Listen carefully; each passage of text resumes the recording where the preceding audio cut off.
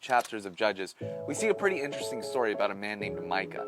And to sum it up, what Micah was doing was he was creating his own separate house of worship, his own separate place with his own priests and his own carved images. And you see something fascinating happens is that a Levite priest shows up to Micah and he asks him for some employment.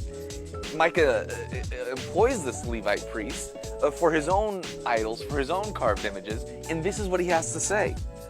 Then Micah said, "Now I know that the Lord will be good to me since I have a Levite as priest."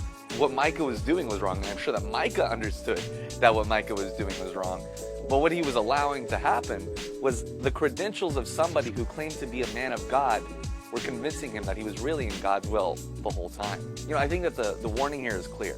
And it's that the duty of following God, of seeking God, of obeying God falls on each one of us individually. It's great to have pastors that we trust, whose messages we interact with, and voices that speak into that faith.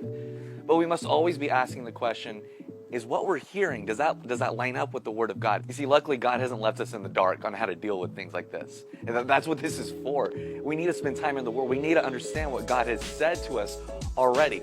So that when we see things on Instagram or we hear things from the pulpit or any other source, we can know that what we're hearing is either from God or it's from somebody who's claiming to be from God.